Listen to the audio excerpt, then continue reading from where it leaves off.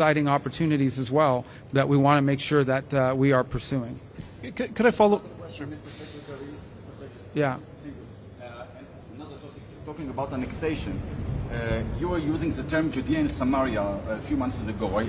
Okay, there will be no annexation, but I'm wonder if you're still obligated to the name or the term Judea and Samaria. I don't play semantic games. Well, who else? Could I follow up on the annexation?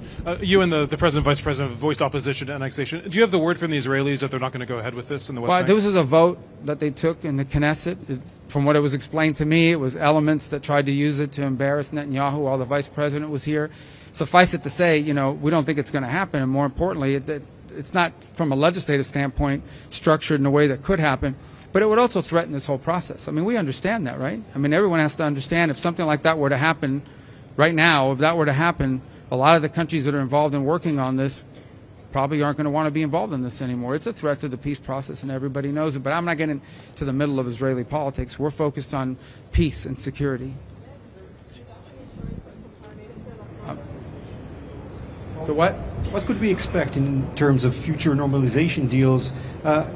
After this ceasefire, we heard about Saudi Arabia, we heard about other countries. Is there anything you can tell to the Israeli people about the possible benefits of this deal?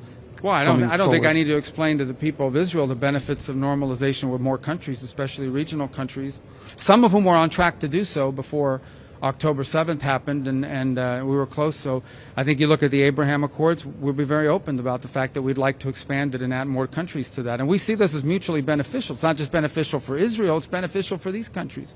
We have a lot of countries that want to join, that have expressed interest in joining and want to join. So I think that would be great, and I think that could be a byproduct of achieving some of this. And well, I'm not going to mention the countries' names because it's up to them to announce it. They're going to say I announce them here, and they're going to then they haven't even talked to their own people about it yet. But I think we know who some of them are, right? We know who some of them are, and we think it would be great. There's some bigger than others, but we'd like to have as many members of the Abraham Accords as possible. That work is going, and I think what we're doing here could help, create the momentum for that to occur. So yeah, I do think the Abraham Accords can grow.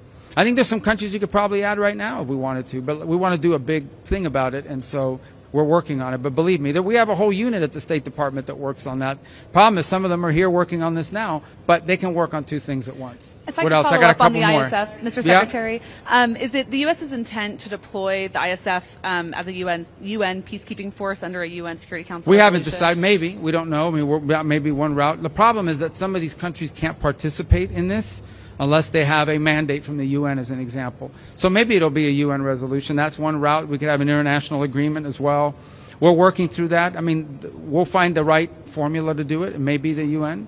We're working on some language on that now that hopefully will be in place. It may be another way to do it. But we will need something because some of these countries, by their own laws, can't participate in these efforts unless they have some sort of international mandate or flag that they're under. All right, I got time for one more. There's been a series of settler attacks against a village full of American citizens in the West Bank called Termasaya. I was just wondering if you'd seen any of the videos of these attacks. I'm aware of the incidents, and I've seen, I mean, not recently, I've seen them, some of the ones that have been posted and some of the things on social media. Our embassy has worked on that topic and has expressed a U.S. opinion to the government.